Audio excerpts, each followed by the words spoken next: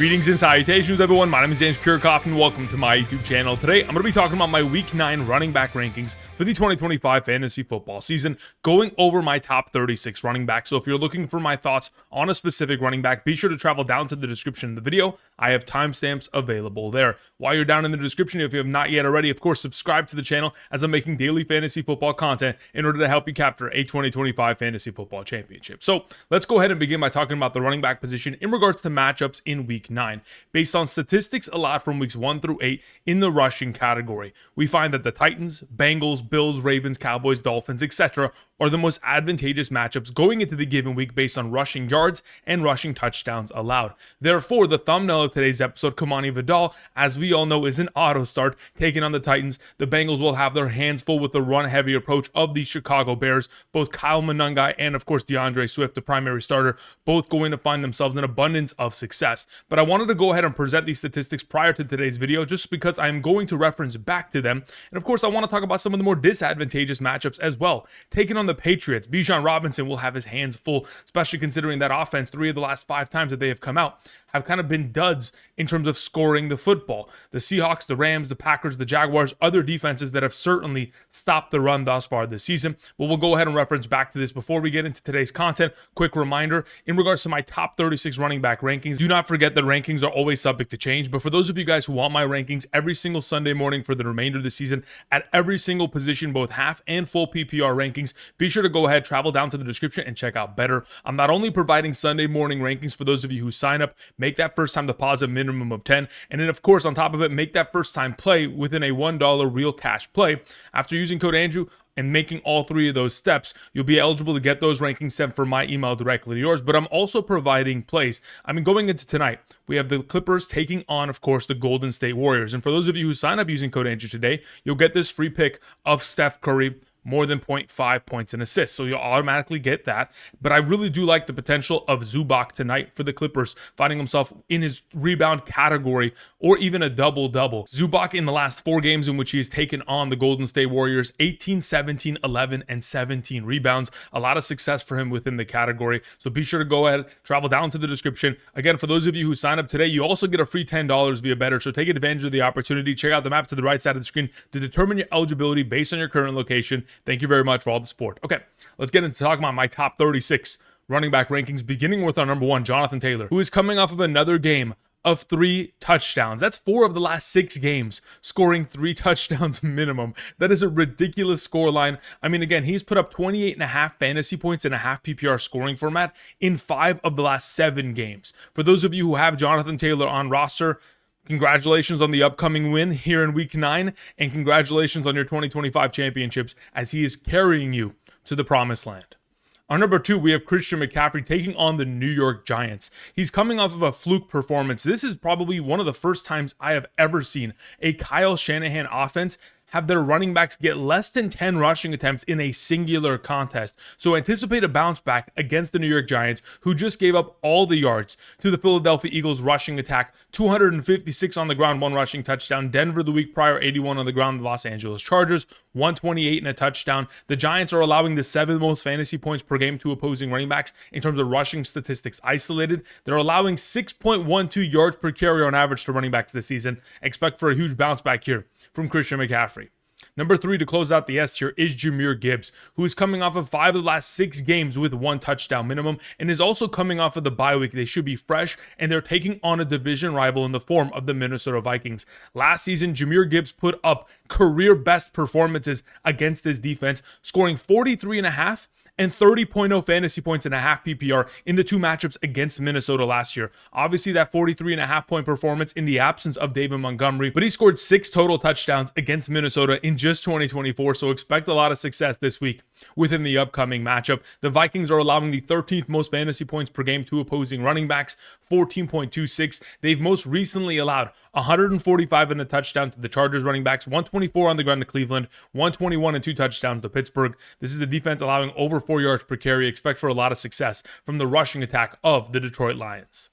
Number 4, to begin the A tier, we have Derrick Henry, who will be taking on the Miami Dolphins on a short week Thursday contest. And the hope, based on everything, is that Lamar Jackson is going to be active and returning to the lineup. The Ravens are currently 7.5-point favorites on the road, and they're expected to have a run-heavy script after they take a lead against this Miami Dolphins defense that, even though they were able to shut down Bijan Robinson in this most recent contest because of the early lead they were able to claim, I don't expect that to be the case as they're taking on the Ravens offense with a returning Lamar Jackson. The Dolphins are allowing over 16 fantasy points per game on the ground, 5.01 yards per carry on average, the 6th best matchup, and they've most recently allowed 92 and 3 touchdowns to the Cleveland running backs, 138 to the Chargers running backs, 228, and a touchdown to the Carolina Panthers, a lot of which was Rico Dowdle.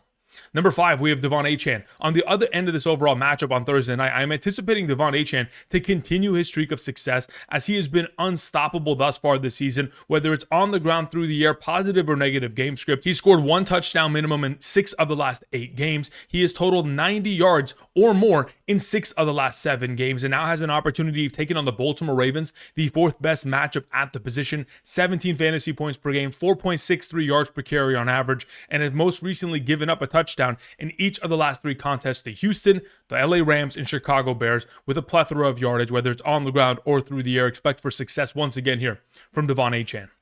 Number 6, we have Bijan Robinson. Look, I mentioned it earlier, the dysfunctionality of this offense over the course of the last month or so has really been apparent. I mean, 3 of the last 5 games scoring 10 or less points as an offense is just not going to cut it. And now you have an opportunity of taking on a Patriots defense that is technically the toughest matchup at the running back position, all while they're also allowing just 3.04 yards per carry on average to opposing running backs. The Patriots defense has not allowed a single running back to surpass 50 or more rushing yards against them this season. But despite this being the case, it's Bijan Robinson. He's one of the most talented players in the National Football League. When given ample opportunity, will be able to succeed, whether on the ground or specifically this week through the air, because in the last 2 contests in which he has played with Michael Penix, 8 targets and 6 receptions minimum in each of those 2 games. Expect for a lot of success and hopefully for Bijan to find the end zone this week. Number 7, we have Josh Jacobs, who in this most recent week, we saw a lot of Emmanuel Wilson in the second half. And I'm curious as to whether that is the team just trying to manage his overall usage as they approach the remainder of the season, or if it's still the calf injury that is plaguing him going into this upcoming week. We'll have to keep them monitored throughout the entire practice reports, but we know that Josh Jacobs, if active, if ready, is going to fall into the end zone. He has scored a touchdown in 15 of the last 16 games in which he has played. I mean, the amount of consistency we have seen from this Packers offense and run game, and of course, Josh Jacobs in the red zone has been spectacular, and now has an opportunity of taking on a defense like the Panthers, allowing nearly 14 fantasy points per game to opposing running backs on the ground, 4.93 yards per carry on average. Of course, James Cook in this most recent week led the Bills rushing attack to help them combined total of 238 rushing yards, 2 rushing touchdowns. I mean, Josh Allen had 2 rushing touchdowns. It could have been an even bigger overall contribution from running backs within the contest. So expect for a lot here this week from Josh Jacobs. Now, speaking of James Cook and his most recent efforts, like I mentioned before, 200 plus yards, 2 touchdowns, could have had himself an additional couple other touchdowns if it wasn't for Josh Allen. But nonetheless, they have an opportunity this week, now that they've gotten back on track, to prove themselves once again against a division rival, one of their biggest rivals, the Kansas City Chiefs. They have the Chiefs numbered throughout the regular season with a 3-0 record over the course of the last 3 years. But when we talk about the last 3 games in which they've taken each other on, regular or postseason, we have seen James Cook total 4 touchdowns. So if we're going to be in a position in which James Cook and his overall opportunity share is going to increase in order to control this game, keep the ball out of the Chiefs' hands, again, that would be an expectation, as the Chiefs are allowing 4.47 yards per carry on average to opposing running backs. But the Chiefs' offense has scored 4 touchdowns minimum in each of the last 5 games. This is expected and implicated to be the highest scoring game of the week with a 52.5 point total. Based on their most recent games against one another, I am anticipating it to live up to the expectation of a shootout here in Week 9. To begin the B tier, we have the thumbnail of today's episode, Kimani Vidal, starting running back of the Los Angeles Chargers, who is coming off of performances in 2 of the last 3 games of 117 and 124 rushing yards. This most recent week, 117 and a touchdown for 19.2 half PPR fantasy points, and now has an opportunity of taking on the number 1 matchup at the running back position, the Tennessee Titans, allowing over 20.94 fantasy points per game on average, 5.08 yards per carry on average. Again, top 3 in that category. I mean, we have seen 7 of the last 8 games. Opposing teams total 100 plus rushing yards and 1 touchdown minimum from their running backs. Expect that kind of success this week from Kimani Vidal. Now, another running back who has themselves an incredibly advantageous matchup is DeAndre Swift. He's coming off a performance of 14.1 fantasy points, and even though they didn't have their starting right tackle, which is one of their best run blocking threats in this season, again, they were still able to find success in the form of DeAndre Swift falling into the end zone, accumulating a solid volume of touches despite the negative game script. But prior to this most recent negative game script, he was getting himself a lot more opportunity, 18, 16, and 20. And we're hoping to get back to that range, as this is a guy that once given opportunity has totaled a lot of yardage and of course has found himself with consistent touchdown upside. I mean, he has scored a touchdown in 4 consecutive games, but also 5 of the last 6. And now he takes on the second best matchup at the running back position, 19.16 fantasy points per game from the Bengals, 5.27 yards per carry on average. I mean, just going over the most recent performances against the Bengals, the Jets running backs 198 and 2 touchdowns, Pittsburgh 141, Green Bay 105, 2 touchdowns, Detroit 119 and a touchdown, Denver 159. Everyone finding success, and of course, DeAndre Swift is up next. Javonte Williams is our number 11. He has scored 1 touchdown minimum in 6 of the last 8 games and got his revenge against the Denver Broncos, his former team. But even though he wasn't the most efficient runner, the opportunity to score touchdowns was once again there, and we're hoping that's going to be the case taking on the Arizona Cardinals, which is expected to be a positive game script at home this week, whether that is Kyler Murray or Jacoby Brissett starting for the Cardinals offense. The Cardinals are allowing 13.79 fantasy points per game, 4.2 yards per carry on average. Many of running backs finding success against them as of late. In fact, they have given up a rushing touchdown to an opposing running back in 4 consecutive games. Green Bay 2, Indianapolis 130 and a touchdown, Tennessee 84 and a touchdown, Seattle 120 and a touchdown. Expect for Javonte Williams to once again put up another great performance. Number 12, we close out the RB1 conversation with Travis Etienne taking on the Raiders. To begin the season, the first 4 weeks, he was number 9 amongst all running backs in terms of total points and fantasy points per game on average. Then we have weeks 5 through 7, in which he has not been the most successful. In fact, he's only been number 27 amongst all running backs in terms of fantasy points per game. But in those last 3 games, has taken on Kansas City, Seattle, and the LA Rams. The second, third, and 6th toughest matchups at the position, and now has an opportunity of taking on the 10th best matchup at the position, nearly allowing 15 fantasy points per game on average, 4.0 yards per carry on average. I mean, again, this is a matchup in which we most recently saw the Kansas City Chiefs run for over 100 yards and a touchdown against them. Indianapolis scored 4 rushing touchdowns, Washington 143 and 2 touchdowns. Expect for Travis Etienne to have a bounce back. This is the perfect buy low position to be in for Travis Etienne. Number 13, we have Kyren Williams. The Rams currently, thus far this season, lead all teams in terms of red zone passing touchdowns with 14.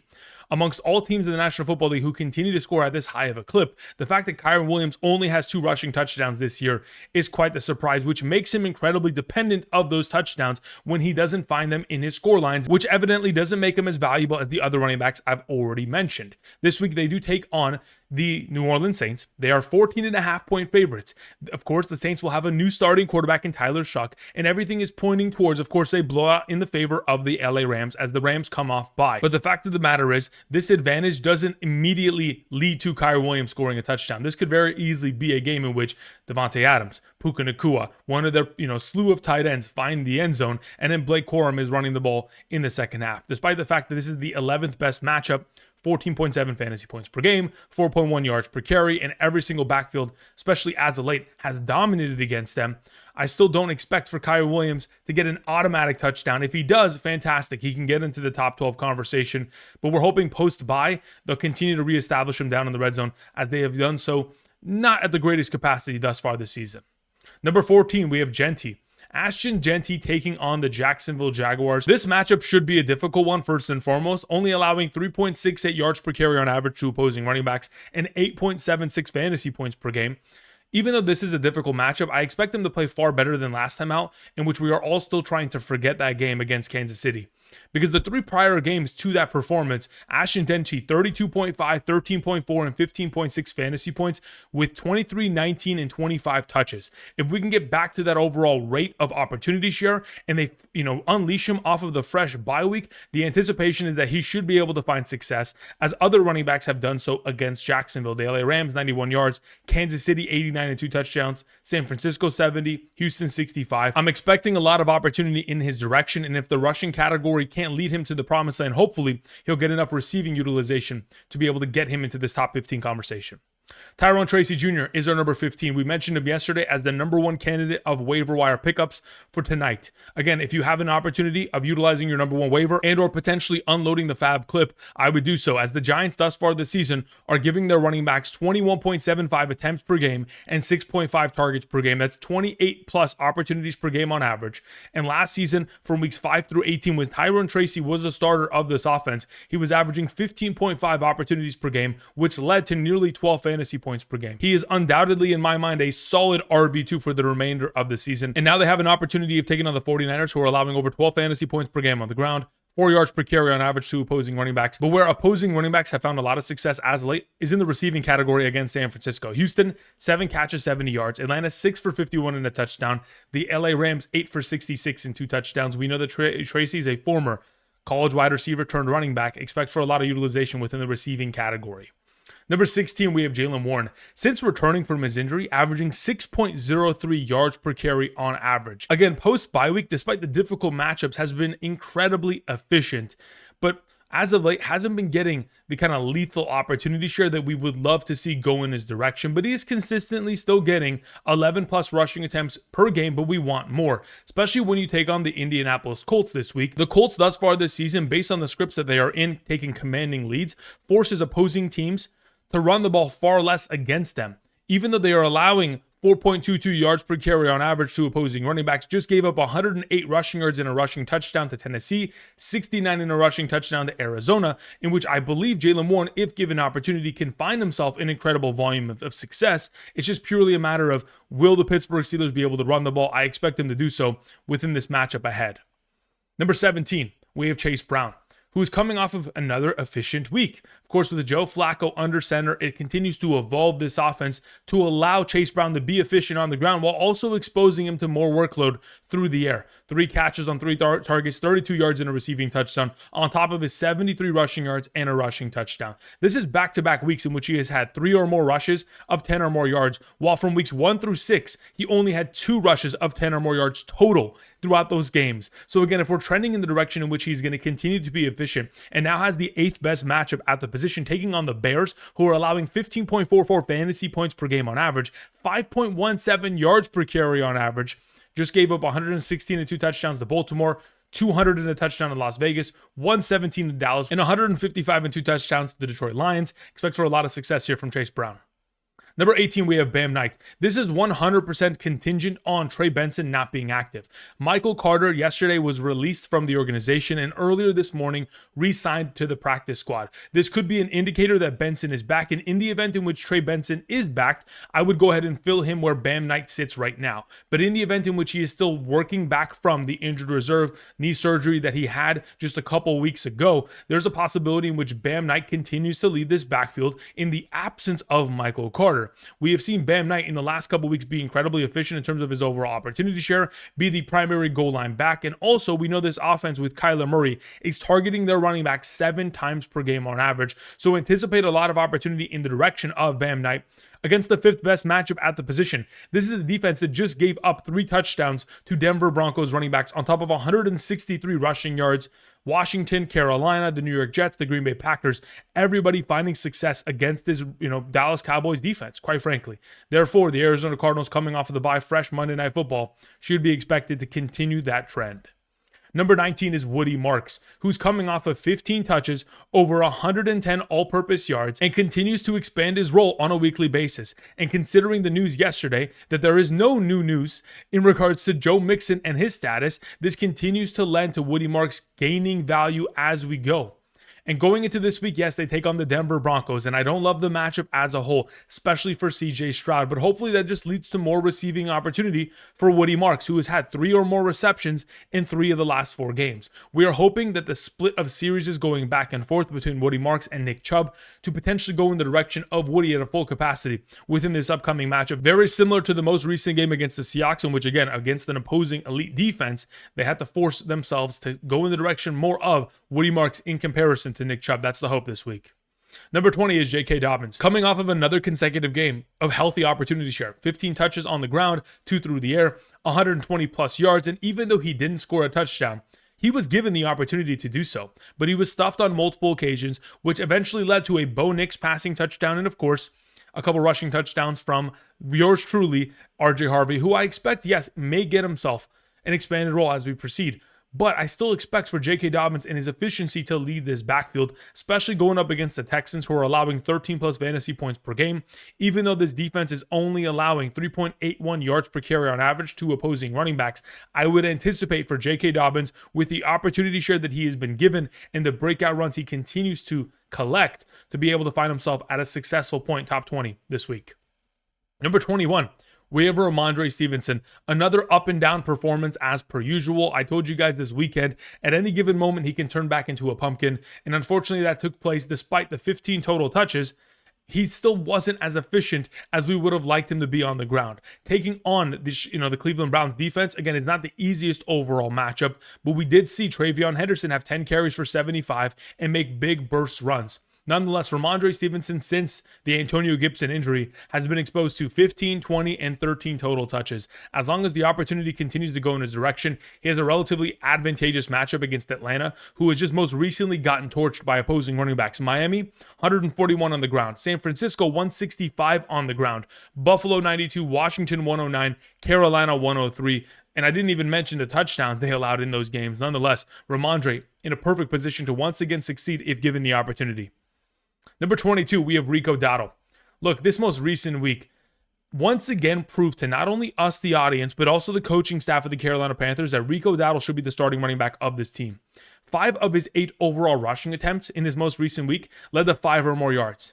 Chuba Hubbard, in his 12 rushing attempts, only had 1 carry of 5 or more yards. The fact of the matter is, everything that we heard from Dave Canales, the head coach of the Carolina Panthers, leads us to believe that they're going to stop this kind of swapping every driver series, and it's going to be more predominantly the Rico Dowdle role based on how exceptional he has played as of late. When given the opportunity, could lead to success. He does have a difficult matchup this week against the Packers, but the fact of the matter is, he has been unstoppable thus far this season when given efficient opportunities. Number 23, we have Zach Charbonnet. Look, he has scored 1 touchdown in 4 of the last 6 games. He's handling 100% of the running back rushing attempts inside the 5-yard line from this offense when he has been active and healthy. The only game in which we have seen Kenneth Walker get a rushing attempt inside the 5-yard line was the one singular week in which Charbonnet missed due to injury. Over the course of the 4 games in which he has scored a touchdown this season, he is ranked as RB6, 22, 24, and 27. Therefore, the number 23 spot is incredibly fair to his overall potential, considering I'm anticipating him to fall into the end zone again. This is an incredibly efficient offense that finds himself scoring many of points, and when you're taking on the Commanders, who just gave up 106 and a touchdown on the ground to the Kansas City Chiefs, 145 and a touchdown to the Cowboys, 133 to Chicago, 126 and 2 touchdowns to the Atlanta Falcons, I would anticipate for Kenneth Walker to get Charbonnet into a position to score this week. Number 24, we have David Montgomery. Speaking of scoring touchdowns and being highly dependent, we have David Montgomery, who from 2023 to 2025, as a member of the Detroit Lions, with 1 touchdown scored minimum within his scoreline, has never scored less than 10 fantasy points. So in the event in which he scores a touchdown, anticipate him to be a top 24 potential prospect. But of the 9 games in which he has not scored a touchdown, 6 of those 9 games leading to 10 or fewer fantasy points in a half PPR scoring format, and 4 of those 9 games taking place in just 2025. The fact of the matter is, Jahmyr Gibbs is getting a lot of the opportunity going in his direction, and if that's going to continue to be the case, and there's going to be less exposure to opportunity within the red zone for David Montgomery, we can't expect for him to be an automatic smash success this week. Therefore, I put him at number 24, taking on the Vikings. That is the 13th best matchup at the position, who just recently allowed 145 and a touchdown to the Chargers, 124 to Cleveland, 121 and 2 touchdowns to Pittsburgh. Should be an automatic, but I would anticipate him to have a lesser role based on how successful Jahmyr Gibbs will be this week. Number 25, we have Kenneth Walker. Yes, I have Zach Charbonnet a whole tier ahead of Kenneth Walker because the fact of the matter is Kenneth Walker requires a 20-yard rush or more to find the end zone. He needs to break out a huge run in order to find himself scoring touchdowns, as we have seen him get no opportunities inside the 5-yard line thus far this season. And anytime they get into the red zone, quite frankly, here comes Charbonnet. And the fact of the matter is, unless we are going to get an exposure of opportunity in his direction to score touchdowns, he is a lesser option that purely is reliant on yardage alone and not very much receiving yardage at that. Even though this is an advantageous matchup taking on the Commanders, allowing 13.54 fantasy points per game and have allowed over 100 rushing yards in 4 consecutive games to opposing offenses, Kansas City, Dallas, Chicago, and Atlanta, I still am very much so hesitant in starting him this week. Number 26, another running back that I'm incredibly hesitant in starting is Alvin Kamara. Even despite the Kendre Miller injury, he still only had 8 total touches in this most recent game, which in my opinion should be illegal and is considered malpractice. The fact that we have Alvin Kamara getting this much of a limited overall usage share is embarrassing. Now they have an opportunity of taking on the Rams, who are the 3rd toughest matchup in terms of fantasy points per game allowed.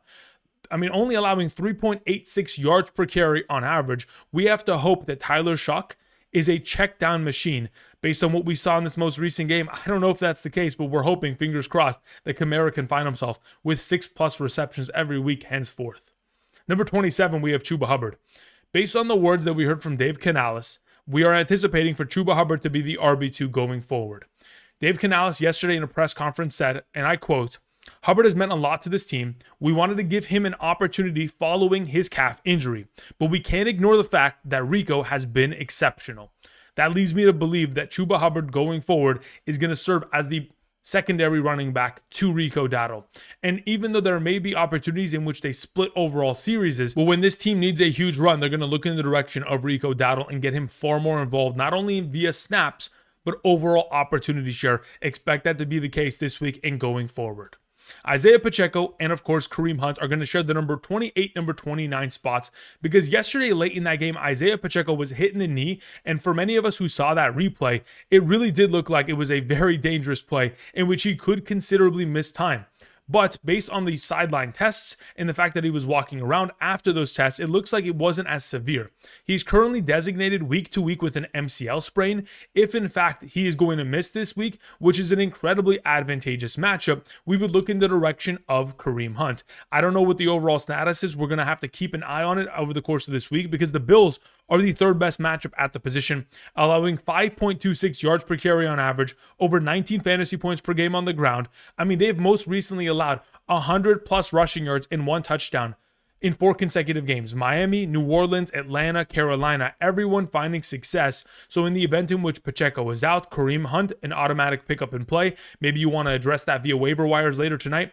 But if Pacheco is available, healthy, ready to go, he's in my lineup as well. Number 30. We have Aaron Jones. The negative game script that is most likely going to take place this week will lead to more Aaron Jones. Despite the fact that he was coming off of the injured reserve in a short Thursday night game this most recent week against the Chargers, he saw himself far more opportunity and overall snap share than Jordan Mason. And if this is going to take place because of the return of J.J. McCarthy leading toward a potential struggling offense, expect for a lot of receiving utilization from Aaron Jones, who last season against the Detroit Lions put up 19.1 and 10.0 fantasy points. Again, there has been success in the past. This team has just got to get to being far more efficient, especially from the quarterback play, in order to find themselves far more fantasy successful from the running back position. Number 31 and, of course, 32, we have Tyjae Spears and Tony Pollard. Tony Pollard, as of right now, still technically the starter, even though this most recent week Tyjae Spears did outsnap him and have just as many total touches. I do anticipate this offense to find success on the ground. The Chargers, despite this most recent week against the Vikings, had given up over 110 rushing yards and 2 rushing touchdowns to each of the last 3 teams that they had played, whether it was Washington, Miami, or Indianapolis. This is a defense that is the 12th best matchup, allowing nearly 5 yards per carry on average to opposing running backs. We just most recently saw this duo of running backs rush for over 100 yards and a touchdown in this most recent game against the Colts. So despite a negative game script, we would hope that they can both be once again relevant within the upcoming matchups.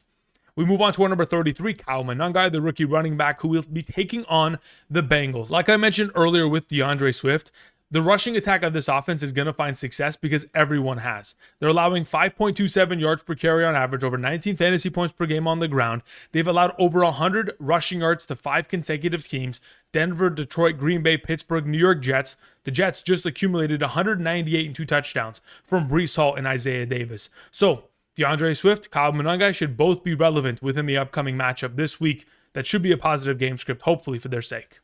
TreVeyon Henderson is our number 34. Look, the fact that he was able to get himself some run in the first drive of the game and was already showing burst is incredibly promising. We're hoping that his overall efforts of 10 carries for 75 is going to lead him towards getting more opportunity in the coming games. Obviously, in the first drive of that game, was able to go ahead and break out some big runs, but when we look at his entire season, weeks 1 through 7, he only had 3 rushing attempts of 10 or more yards. Just in week 7 alone, had 3 rushing attempts of 10 or more yards. He's finally getting some good blocks ahead of him, and who would have guessed that good blocking would lead to a lot more efficiency from a talented running back. And even though he did fumble in his final carry of the game inside the 10-yard line, quite frankly, we have learned thus far this season, we've learned our lessons. When Patriots running backs fumble, they're actually given more touches the following week. So we're hoping that's going to be the case here from TreVeyon Henderson. RJ Harvey is another rookie running back I wanted to mention. H tier is pretty much for the rookie running backs, players that we just really can't trust outright, but can continue to look in the direction if we are in a desperate position. This is a running back that, yes, scored 3 touchdowns last week on 8 total touches. That's like Jonathan Taylor-esque efficiency. But the fact of the matter is, he is still not given a lot of opportunity because they do prefer to utilize J.K. Dobbins in those overall spoils. Nonetheless, he is going to be relevant taking on Houston. He needs a touchdown. Otherwise, he's 4 to 6 points every single week in a half PPR. Number 36 is Jordan Mason. Thus far this season, the Detroit Lions have allowed the fewest rushing attempts against them from opposing running backs on average per game. That's primarily because of the incredible leads that the Detroit Lions maintain. And because Aaron Jones is back and J.J. McCarthy is back, Jordan Mason is in jeopardy to get less overall opportunities, which for fantasy purposes will not suffice. Therefore, he sits as my number 36. And the final running back I wanted to mention, many of you may have been wondering, Andrew, where do you have Bill? Jacory Croskey-Merritt is my number 37. He takes on Seattle, the second toughest matchup at the position, allowing the fewest yards per carry on average thus far this season at 3.0. And the reason why that's so incredibly relevant is because since week 6, Jacory Croskey-Merritt has been averaging 3.05 yards per carry. His efficiency has nosedived, and because of this, the lack of receiving utilization, and the fact that this offense has been without Jaden Daniels, it leads me to believe that Jacory Croskey-Merritt not quite frankly startable as we proceed, especially against the Seattle Seahawks. All right, that's going to cover it in regards to my top 37 running back rankings for week 9 of the 2025 fantasy football season. Thank you, everybody, for watching. The final thing I wanted to mention, for those of you guys who want my all-encompassing rankings every Thursday, every Sunday, you want to go ahead and check out the Patreon. There's a link down in the description. If you guys have any questions in regards to later tonight, you can swing on by as I'm live streaming here on the channel. Between the hours of 6 to 6:30 p.m. is when I'm going to start PST. So if you have any questions, swing on by. But if you can't make it to a live stream, you can always send me direct messages on Patreon for those of you guys who are members and support there. Thank you very much. But that's going to cover it for me today. And until next time, I'll see you guys. Peace.